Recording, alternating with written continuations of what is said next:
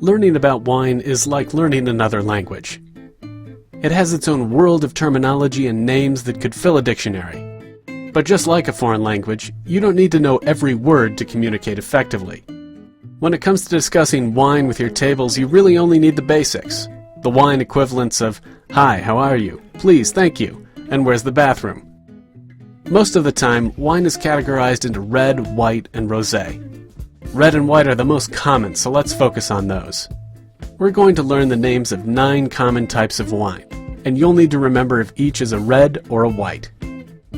Here are the 4 white wines that you are most likely to find on all wine lists. Sauvignon Blanc. Remember that Sauvignon Blanc is a white wine because blanc means white in French. Blanc also sounds like blank, as in a blank canvas, which is also usually white. Pinot Gris or Pinot Grigio. It's the same wine, but with different names. Remember that these are white wines because gris means gray in French, and grigio means gray in Italian. Chardonnay. When you hear the word Chardonnay, think of the phrase, charred in butter. This will help you remember that Chardonnay is the color of butter. Conveniently enough, it usually has a buttery taste. Riesling. Think of Reese Witherspoon when you hear the word Riesling. This will help you remember that it's not only white, but often sweet as well. Okay, on to our 5 red wines. Pinot Noir. Remember that Pinot Noir is a red wine because noir means black in French. Maybe you've heard of film noir. Noir indicates that the wine is dark. Cabernet Sauvignon. To remember that Cabernet Sauvignon is red, remember that Cabernet sounds like cabaret. Cabaret, the old-fashioned song and dance show, makes you think of pretty girls in bright red costumes. Zinfandel. Think of the word Zinfandel when you hear Zinfandel. Red is the color of sin and zin. Merlot. You've probably heard of Merlot since it's a very common red wine. Remember that Merlot rhymes with Sloppy Joe. Syrah and Shiraz. Syrah and Shiraz are the same wines. Remember the ridiculous phrase Shirazberry when you hear Shiraz, and that will help you remember that it's a red wine. And those are the 9 types of wine, called varietals, that you need to know. Remember that a lot of people take wine very seriously, and that's fine if that's what they like. But wine is not meant to be an IQ test. It is merely meant to be enjoyed as a good drink. Now that you know these 9 varieties of wine, you are on your way to effectively pairing wine with food. Remember, wine is a language, and you'll be surprised how far you can get with the basics.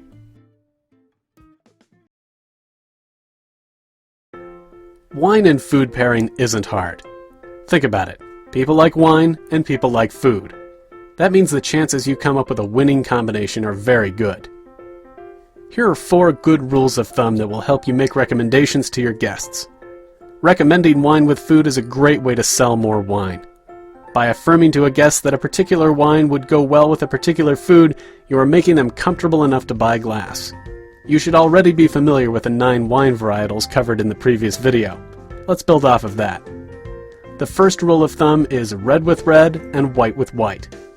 This means that if an entree is a red food like beef, it should be paired with a red wine. If an entree is a white food like trout, it should be paired with a white wine. Let's try a few pairings. What would you pair with a red steak? A red wine or a white wine? Right, a steak gets a red wine.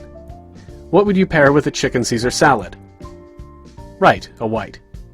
What would be paired with meatloaf? Yes, a red wine. What would be paired with duck? Yes, duck is a red meat, so a red wine.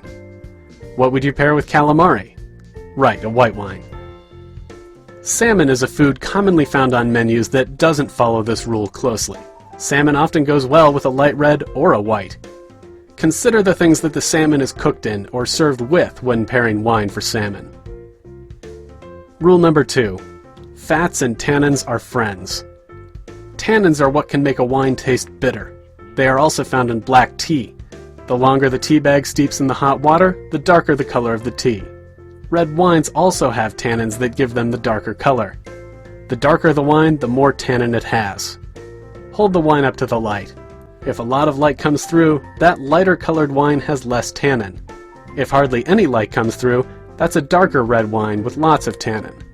Now that we know how to recognize tannin in wine, remember that fats and tannins are friends. Would a fatty ribeye steak go better with a heavy tannin wine or a light tannin wine? Right, you would pair it with a heavy tannin wine.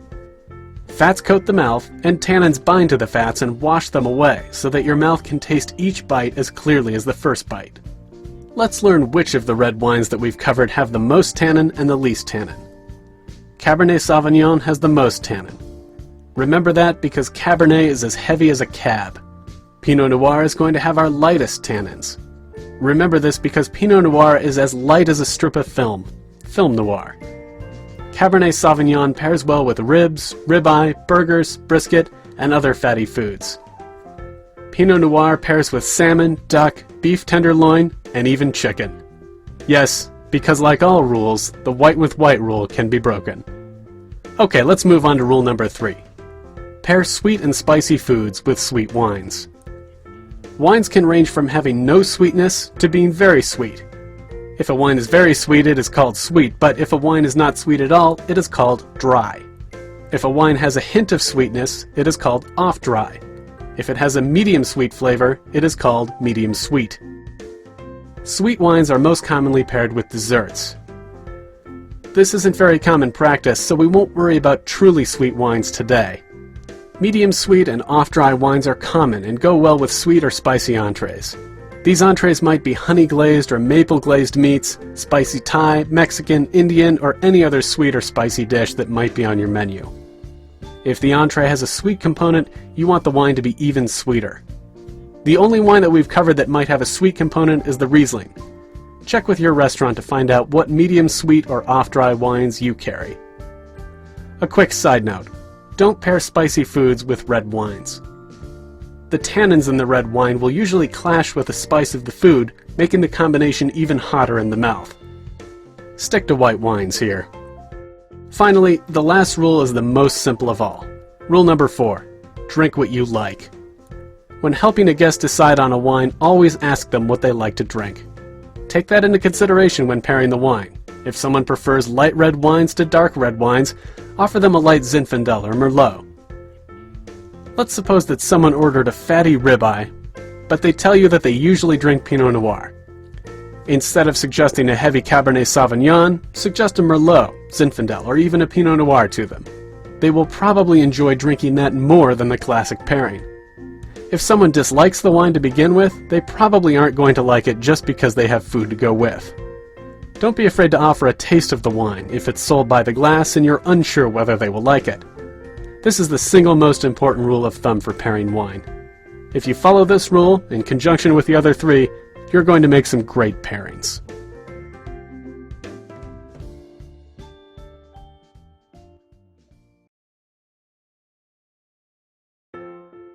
Opening a bottle of wine for a table is like a performance.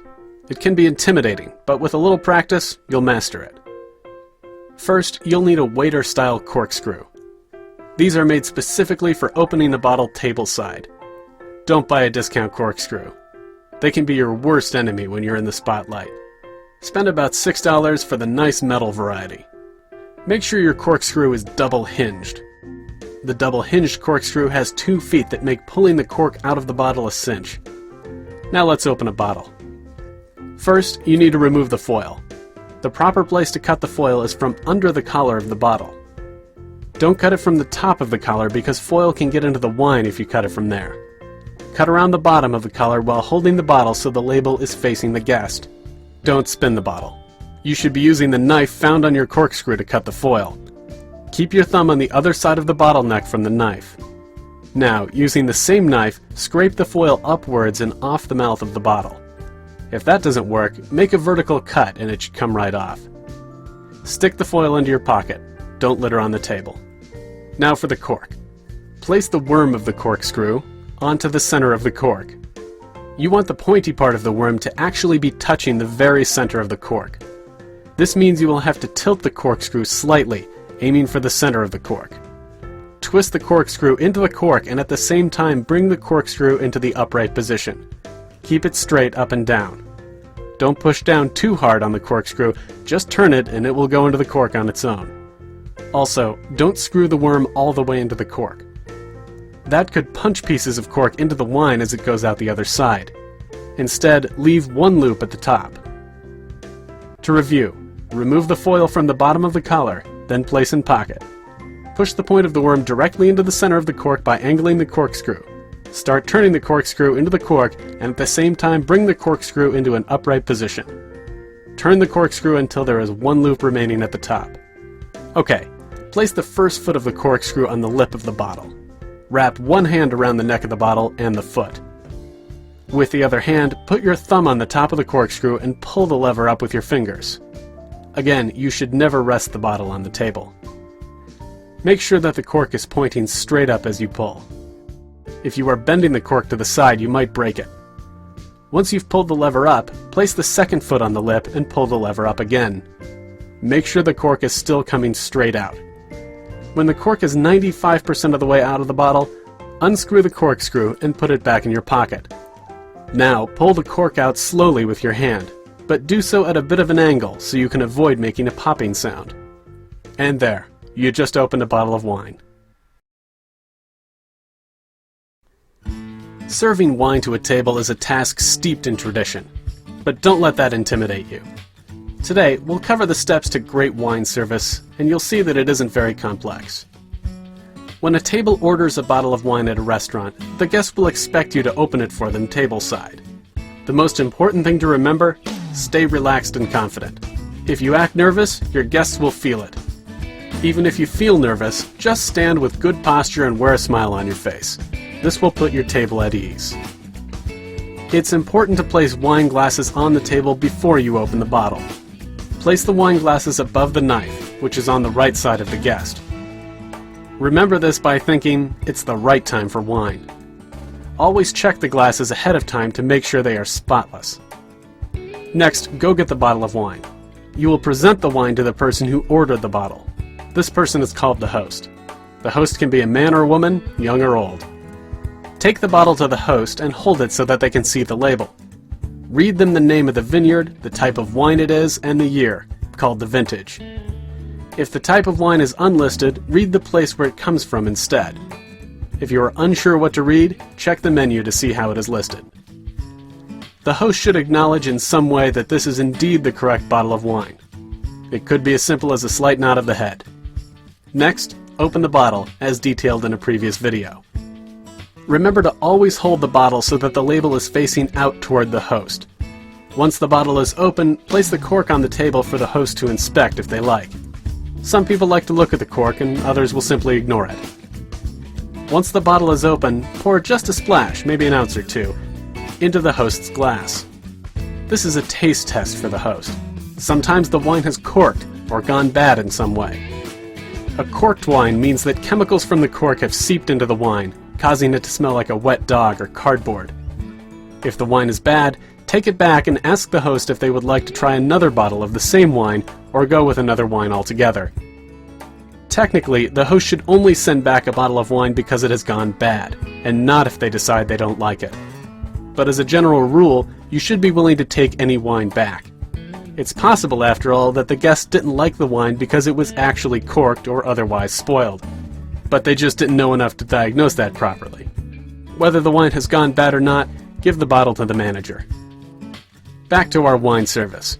You've poured the host a splash of wine and they've smelled it and tasted it and agree that it's good. Next up, fill the other guests' glasses first. Serve each guest about 4 ounces of wine. First pour for the ladies, then the gentlemen, and finally pour the host another few ounces so they have as much as everyone else. Never pour the whole bottle out on the first round. Even if a table orders a bottle for 8 people, make sure that everyone gets some and there is still wine left in the bottle. Place the wine with the host and make sure the label is facing them.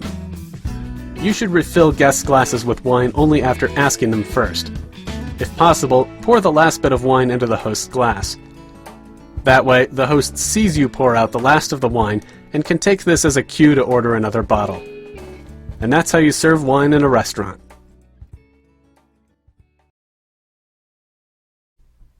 Selling wine drives up sales and tips.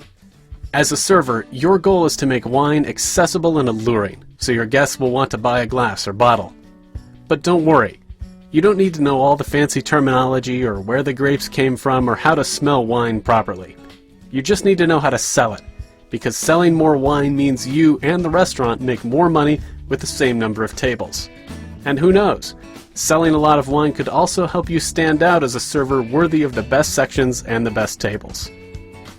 Some servers don't feel comfortable encouraging guests to order wine because they feel like they're being pushy with an expensive drink. Luckily, you don't need to be pushy. As a server, your job is simply to suggest an offer. Let the guests decide for themselves what they can or cannot afford. Here's the first item on your to-do list. Write down and eventually memorize one wine pairing for the 5 most popular dishes at the restaurant. That way, when someone orders one of those dishes, you can say, "Oh, that pairs perfectly with a glass of our house Pinot Noir for just $6. Can I bring you a taste of it?" You should always announce the price of an item to a guest. People will feel uncomfortable asking, and they may assume you are trying to sell them the most expensive wine offered. Also, don't offer pairing tips to every guest. 1 per table is ideal. The key is to get one person to order wine so other guests are more comfortable joining them. How do you know what pairs with the entrees? Ask your manager. The menu might even suggest a pairing, and it doesn't hurt to repeat the menu's recommendation to the guest. Offering a taste to the guest is a great selling tool. If the guest accepts, ask for their ID where appropriate, and ask if anyone else would like to try that wine or any other wine sold by the glass. Most restaurants are only willing to let people try wines served by the glass. Here's your second task. Choose 5 of your best-selling wines and give them nicknames based on their flavor. Does the wine give off hints of candy? Call it your Katy Perry. A strong flavor with a big kick? Call it your 69 Mustang. This is a great way to connect with your guests and help them choose a wine. When can you drop a nickname? Go ahead and mention the wine when you're introducing yourself and the specials. You can mention that you are featuring your Julia Child of wines tonight, the House Zinfandel, which earned its name for its strong finish of herbs and spices. Ideally, you get other servers in on this, so you're all using the same nicknames. Another great way to sell wine is through stories. Maybe you just read that a particular wine got a good rating from a magazine or guide. Maybe someone famous drinks this wine. Remember, guests don't care about fancy jargon. They want a wine they can make a connection with. Remember to have positive, relaxed body language. Always smile. Maybe even nod your head a little to show confidence. Practice and hone your style. Suggesting wine is nothing to feel guilty about. The guests that take you up on your offer will be glad they did. Let your tables decide for themselves what they can and cannot afford. Your job is just to make sure guests feel comfortable ordering a glass of wine, because you gave them the opportunity.